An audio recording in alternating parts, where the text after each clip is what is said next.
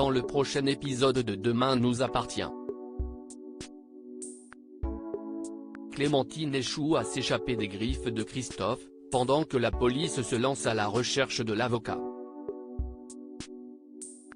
Pendant ce temps, Soraya révèle à Rémi que Pierre a tenté de la violer. Capture d'écran TF1. Attention, les paragraphes qui suivent contiennent des spoilers sur l'épisode de Demain nous appartient diffusé demain soir sur TF1. Si vous ne voulez rien savoir, ne lisez pas ce qui suit. Jeudi 19 septembre dans Demain nous appartient. Clémentine est prise au piège après avoir cédé aux avances de Christophe pour tenter de s'échapper. Clémentine échoue, incapable de déverrouiller le code de la porte d'entrée. Christophe, blessé à la cuisse lorsqu'elle a tenté de se défendre, se rend en ville pour se soigner chez lui, mais il échappe de peu à la police qui perquisitionne son domicile. Il se sait désormais recherché. Alors que Martin et Aurore découvrent que l'avocat s'était procuré un médicament pouvant être mortel à haute dose peu de temps avant la disparition de Clémentine, ils comprennent que l'avocat risque de la tuer. Tandis qu'ils se lancent dans une course contre la montre pour trouver l'endroit où il la détient captive, Victor convainc Timothée de demander de l'aide à Lou, la seule qui peut savoir où Christophe a bien pu se cacher. Timothée est réticent, jamais l'avocate n'acceptera d'Haider la maîtresse de son mari. Mais Victor lui fait comprendre qu'elle court un grave danger, et il accepte de téléphoner à Lou.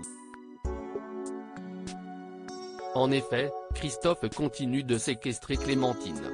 Elle l'encourage à fuir le pays pour échapper à la police, mais il ne peut se résoudre à s'éloigner d'elle.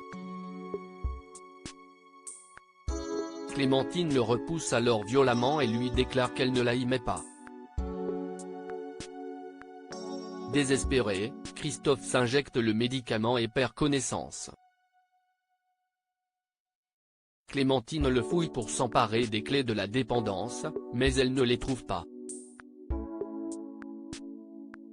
Elle est désormais prise au piège, et personne ne sait où elle se trouve.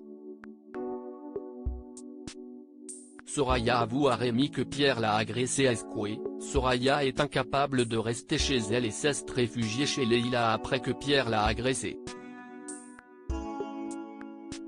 Leïla l'incitait à porter plainte et à ne pas avoir honte d'en parler à Rémi, car elle n'est pas fautive dans cette histoire.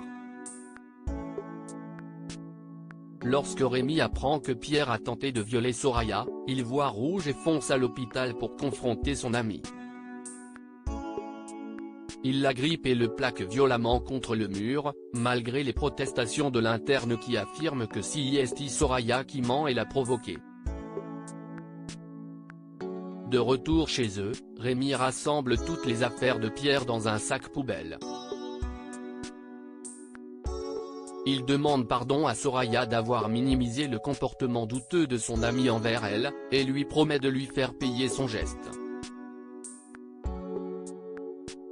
Victoire retrouve la sérénité. Victoire est de passage à l'hôpital afin de remercier Marianne de lui avoir permis d'aller de l'avant grâce à son stratagème. Elle annonce à sa chef son intention de reprendre le travail prochainement, mais souhaite prendre encore quelques semaines pour partir faire un voyage en Islande. Elle reçoit ensuite la visite d'Anne-Marie, qui lui annonce son intention de faire une retraite dans un couvent.